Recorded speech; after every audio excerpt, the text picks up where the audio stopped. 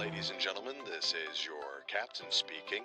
Welcome aboard Truly Expat Travel, where we're ditching the guidebooks, fastening our seatbelts, and diving into real stories from travellers who have traded the ordinary for the extraordinary, proving the world really is too big to be left unexplored. Cabin crew, be seated and ready for takeoff. Today's episode, I'm so excited. For those who have been listening to my previous Truly Expat podcast, they will recognize this face and this voice, I should say. But we also have another special guest. So we have Jen and Brett come on to talk about, you know what? I'll let them introduce themselves. So let's start with hello, how are you? And let's hear about your expat journey. Paula, thank you so much for having us. I'm Jen. This is Brett. We are from Birmingham, Alabama, and now we live in Merida, Yucatan, Mexico. And we got to move here by helping other Americans also move abroad. And so that's the business that we're in. It's called Expatsy. Excellent. And I will actually put all the show notes, all the links. So that if anyone does want to get in touch with Jen and Brett, they can do so through the link. Let's find out, where do you live and how exactly you got to that destination. Do you want to share? I live in Merida, Yucatan, Mexico, which is in the southeast peninsula of the country. We moved here just about 2 years ago. We drove our Nissan and 4 animals and everything we own over about 4,400 kilometers in 8 days to arrive here. And we have loved our life here ever since. Mm-hmm. And what made you choose there of all? Because I know that we've spoken about this before, but for those who haven't heard our previous episode, what made you decide Mexico in general? Okay, so we had no idea where to go. We just knew that we wanted more. We wanted something besides what was going on in the U.S., and we had no idea where to start. And it took us about 8 years really to get moved. And a big part of that was trying to decide where. So we sat down and figured out where we could go. If we saved all our money and then maybe I could retire and then maybe Brett would work remote and this and that. And then where we wanted to go. So what did we want for time zones and proximity and weather and cost of living and human rights and all those things. And came up with a top 10 list. And we were going to visit 10 countries over 10 years because, we were talking about Americans don't travel enough. And so it was going to take us 10 years to visit 10 countries. And then we were going to choose our favorite. And we were going to go to Costa Rica first. And then I came across some TikTokers. This is 2021. And so I was absolutely I still am obsessed with TikTok, but it was even more so then.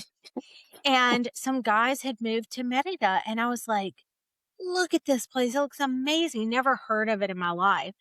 I said, let's go here first. Let's try it out. And we came and visited. And listen, it's not for the faint of heart. They call it the furnace of Mexico. And Mexico is not, a chilly place to begin with, and it's the hottest part. But we came and visited, and we just loved the culture and the community so much. And on the flight home, I said, let's get you a drink. And you got a drink. Well, I want to tell you something. I don't want to wait 10 years. I want to figure out how to make this happen now. And my thought was, we can't be alone, right? We can't be the only ones going through this who want to move abroad, don't know how, don't know where to go. What if we took all this research we did to get to this point and we started a business and then we used that to move sooner so that we didn't have to wait until I could retire? And so that's what we did. Wow. It's brave. It's really brave. I think a lot of people don't realize when you uplift your whole life and move, it's brave, but it's also exciting and rewarding. For sure. At the same time. You just got to decide it, make the move, and then, head out. So you did say it was hot. So what is the best time to travel there if it's really hot? To travel to Merida, I would say right around the beginning of the year. January, February tend to be the coolest months, relatively speaking. And Okay. so that's when we first came down here was January 2022 For our scouting. for our scouting trip. And then we came back during the hot months in August because we tell Okay. people generally see your new country at its best, see it also at its worst. To So see if make we sure you can can hang. handle, just see if you can hang. Yeah. Also, Actually, that's January is Merida Fest. So like all okay. Merida always has free arts and culture events all the time. But in January especially, they do a ton of events. So it's a great time to come and see the city. Okay. So is it a very arty place? Like, It's not as artsy as, say, we were just in Oaxaca okay. for a week. It's not as artsy as Oaxaca or as Mexico City or maybe San Miguel de Allende, because at the end of the day, it's kind of a workaday city, which is great Yeah. for us because we're living a workaday life. hmm But in the city center, there's a huge amount of arts and culture. And so what type of food, is it different food in that region than it is in other places in Mexico? Okay, let's get into it then. So, what do I need to try if I come? Like, what is the top food My personal choices, I favorite guess? in Yucatecan cuisine would be the Cochinita Pibil. Okay, please Cochinita explain. Pibil is a slow roasted pork marinated in a sour orange, which is very common in this region. So Ah, it that comes sounds out nice. as it's very juicy. It's very flavorful. Uh, that's my first favorite dish whenever I first came here to Merida, and love it every chance I get. That sounds good. Yeah. And it makes sense. Like, we're from Alabama, of course, and pulled pork, slow cooked pulled pork is like a normal cuisine for us. Mhm. But I don't love the sour aspect of it. But he loves it, and as long as he loves it, he's way pickier than me. So if he That's finds true. something he likes. But there are a lot of things that are different here, like the way that they make tamales.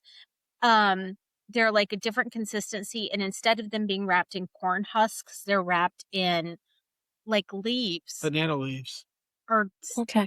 are they I bananas? think they're banana leaves. They're banana-esque leaves.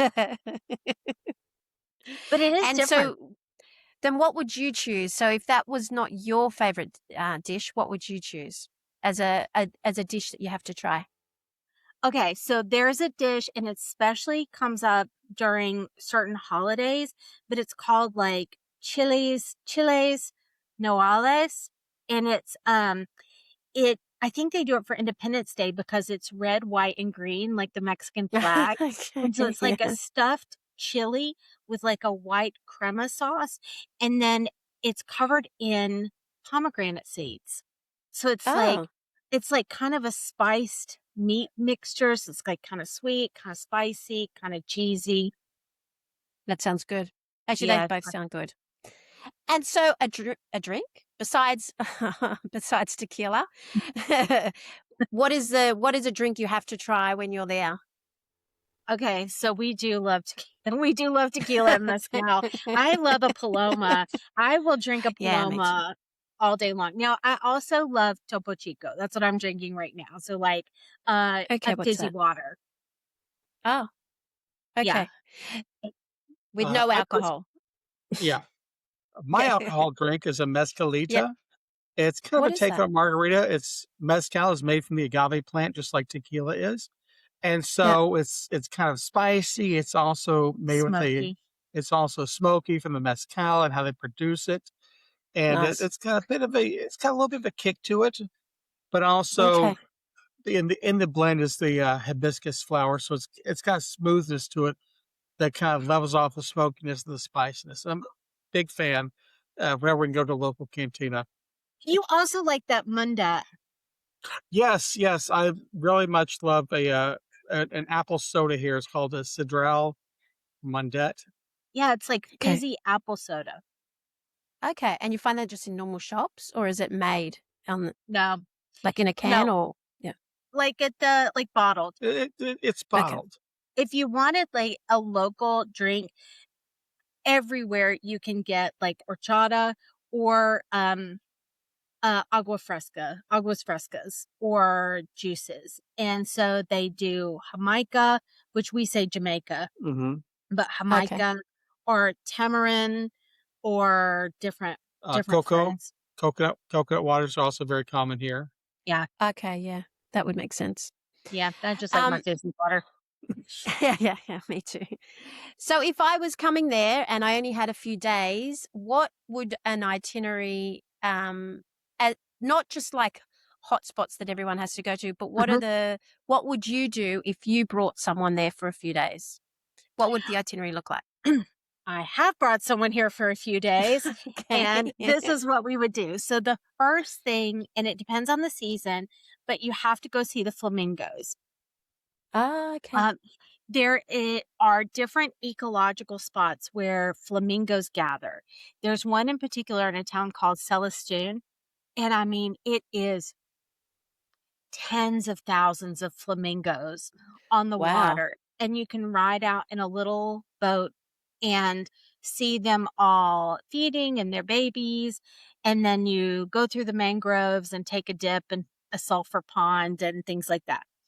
Then you would have to go to a cenote.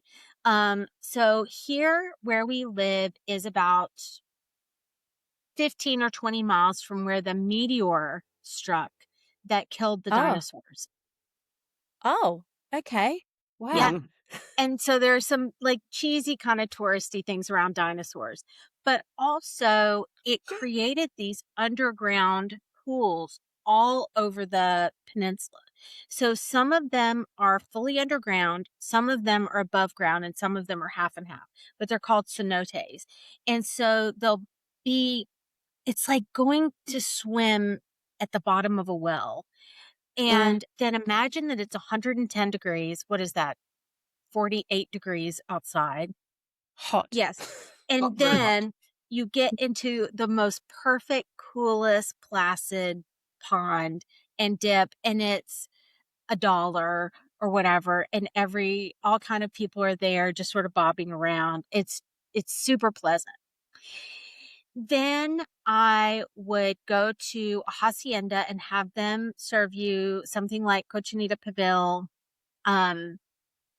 made. So the pibil is the clay oven, in the ground where they cook the meat, slow cook the meat. So I would have a customary meal, and then I would go to Mayan ruins. So there are, there's more pyramids in Mexico than any other country in the world. And where we live, there are a ton. And our favorite is called Uxmal, and it is just a beautifully preserved Mayan city. And get a tour guide there. They have like a PhD in teaching history or doing tours. And so they'll tell you all about how the Mayans lived and the way that they used the aqueducts. And there's a university and there's a stadium. It's just absolutely fascinating. So that is what I would do, bar none. And then speaking of cenote, Costco, right? Yeah. Okay. So we have a Costco, and there's a cenote in the parking lot of the Costco because they were they were redoing the parking lot, and they found the cenote. So of course they had to preserve it. So it's a normal Costco with a normal parking lot, but then in the middle is this protected area with lights, and there's a cenote. That's so bizarre. Do you know, I remember we went in one when we actually renewed our vows in Mexico when we hit 25 years. That's how old I am. But one of the things I really wanted to do was go and swim in one, and we did. And it's so deep. So deep. I'm so surprised how deep it is. They scuba dive in them. Dive in them. Yes. We were No wonder I couldn't touch the ground. No, absolutely not. And some scuba divers came and dived, and we never saw them again. The whole time we were, I don't know how far they went. It was like the abyss. That's too funny. So, for those who want to visit, do you need to have a car, or is public transport okay, or do you catch taxis? How do you get around? So it depends. Like I said, we drove here, and that's a big benefit to people from the U.S. because you can actually drive a U.S. plated car here as long as Oh, you are yeah. a tourist or a temporary resident. Okay. So we just, tooled on up in our car with our US plates. And so we have it and it's nice. Beyond that, there are Ubers, and Didi is a local brand of Uber. They're really affordable. There's also a really good hybrid bus system called Va-E-Ven. Okay. And then there's the train now that can take you to Campeche or to Cancun. A lot of people fly in and out of Cancun because it's our big, huge international airport that's Mhm. not that far away. Or there are little things like collectivos or whatever else. But that's what I'd recommend. I wouldn't recommend renting a car unless you get a good deal, because that's where they can get you. It can be really expensive here to rent a car. Ah, okay. That's a good tip. Mhm. And if I wanted to buy souvenirs and I didn't want a magnet, what would you suggest I purchase, or where would I get a great souvenir? So there's a big market downtown. It's called Lucas de Galvez, I believe is the name. It's definitely Galvez Market, and it's just sprawling. It goes over many, many, many blocks. And a lot of people, you have to be careful because there are so many beautiful handcrafts in Mexico. And there are Mhm. also people who have knocked off those crafts in China and import them. So Ah, you want to be yeah. careful. But, each region of Mexico has customary clothes, and you can find the traditional Mayan patterns. And then for women, it's like shirts with these beautiful flowers embroidered on, and it's just Ah, okay. fantastic. And then for guys, they have what are called Gayabara shirts, and they kind of look like, if you think about Cuban shirts, which makes sense because Cuba is not that far from where we are. Yeah. And the other thing is, in Yucatan, fiber arts are just phenomenal. The wealth in this Huh. region came from henequen fibers. So, that they used to make rope and things like Okay, that. yeah. And so you can find beautiful hammocks or macrame arts. So I would Ah, pick something okay. like that. Okay, that's good.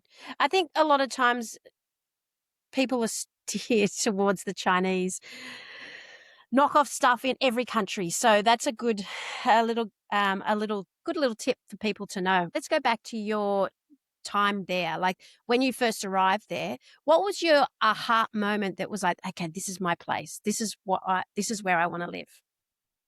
Okay, so we each have one. For me, it was the first night we got here on our scouting trip.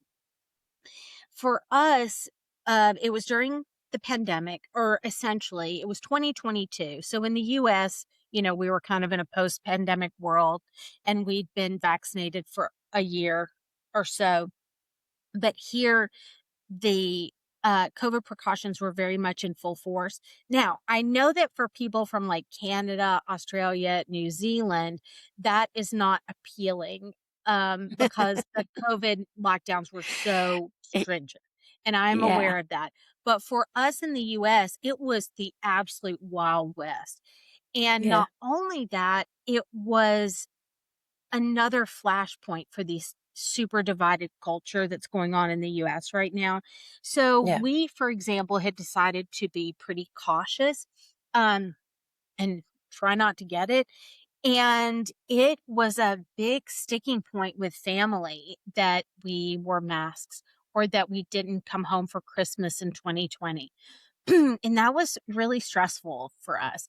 And so when we came to Merida and there was 100% mask compliance, it was just such a relief. And then, when we went to dinner the very first night, it was, first of all, we got to the restaurant and it turned out to be at someone's house, which is really common here, but we didn't know that yet. Oh, Because is yeah, yeah. So on Google Maps, it? places will have branding, a name, 422 5-star reviews, and then you get there and it is fully in someone's yard, and it's fantastic. But when you first rock up and you're like, what are we going to get?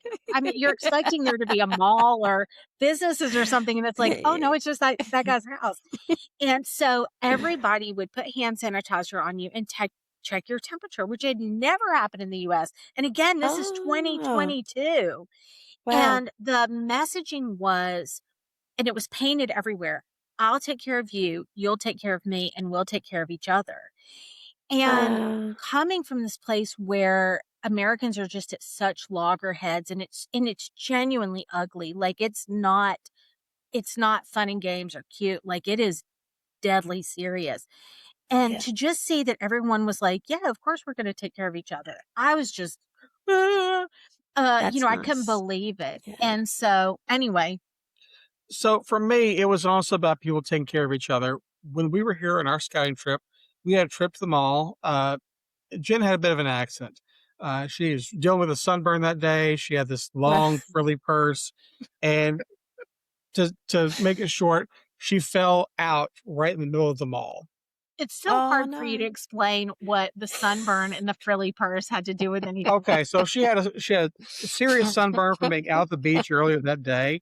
She's got this purse with these long fringe at the end, holding out at one side. Her mask was half broken, so she's holding her mask on with her other hand.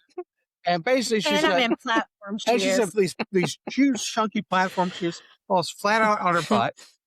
Before I could even look over and make sure she's okay, we've got 5 people gathering around us to make sure she has not hurt herself.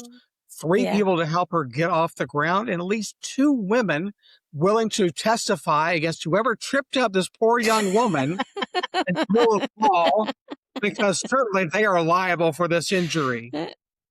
And to be so taken care of in such a quick amount of time by complete strangers who did not even share a common language with us that we could understand easily made so much to me, because it really did indicate that we are part of a community here, a community that had largely been left behind in the U.S. when we were there.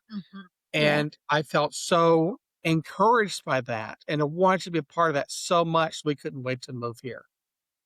That's so nice. Both of those stories are nice. Funny, but nice. I don't mean to laugh at you, but I just love. I could see it. You have to. Like there is no. You have to laugh at everything that's going on there. You lose your mind. Both of those sound like I think that's the thing when you move to a place and you don't feel like part of the community, because I've done that before. It's hard to live there. Like really hard to live there. But if you are embraced and they like foreigners, then it's a perfect place to live. So then it comes to the last little interesting bit. So in terms of secret locations that only locals know, do you recommend, is there anywhere that you can share? Any hidden gems? Yeah, we have one. Okay. Our favorite place is a beach called Sisal. It's spelled Sisal, and I think it comes from the same name as the fibers. Oh, okay. Used to make rope and or hammocks. Yeah. It is not the easiest beach to get to, but it is so worth it.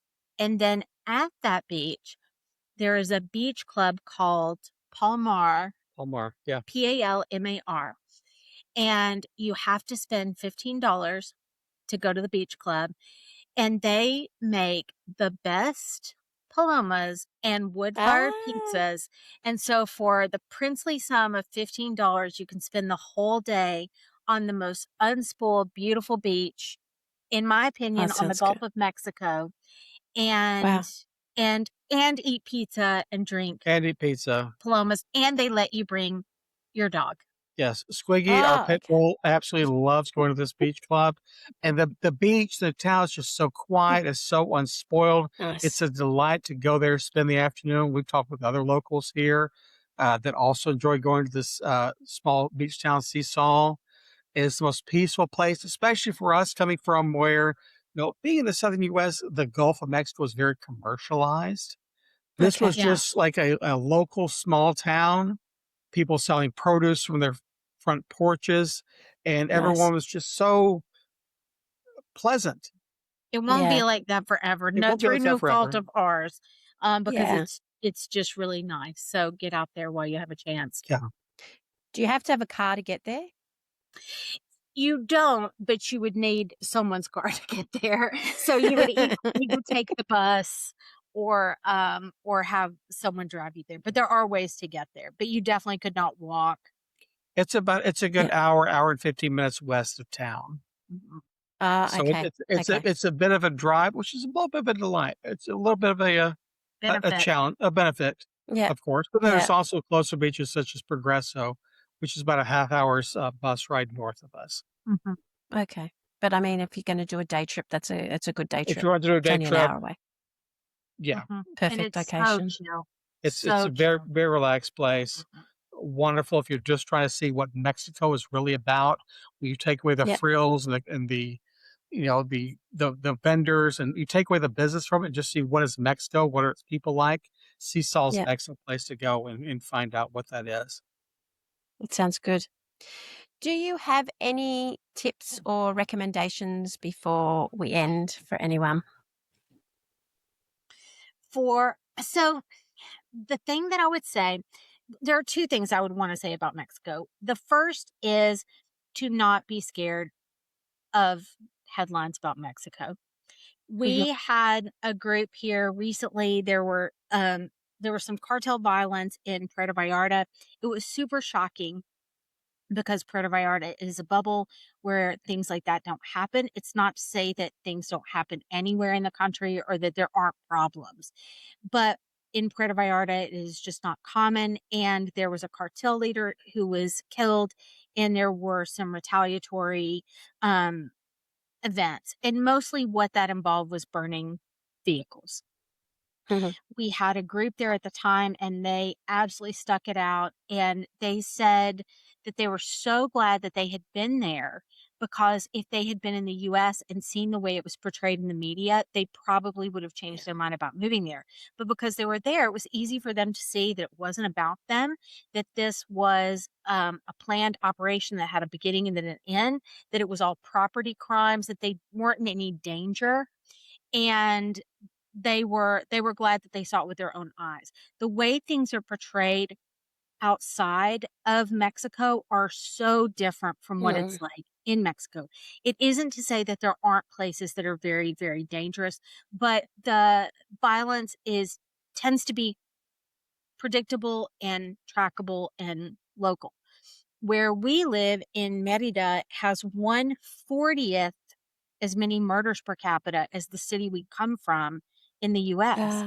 And we aren't scared in our Yeah. hometown in the US. So why would we be scared here? So that's one thing I would say. And the other thing I would say is to remember that, kind of like visiting the US, and you go to New York and that's the US, or do you go to Miami, or do you go to LA or Chicago or Yeah. a million other places? Mexico is the same. It's incredibly diverse. It has people from all over. It has 155 million people, and you could Wow. live a million different lives in this one country. It even has every climate zone here, even if it's a little small, teeny amount of polar. Mhm. And so don't think that the whole of Mexico is Cancun. The whole of Yeah. Mexico is anything, because it is so many different places in one. That's good. That's good advice.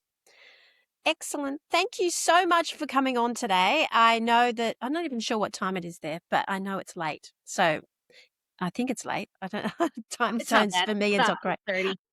Okay, not too bad.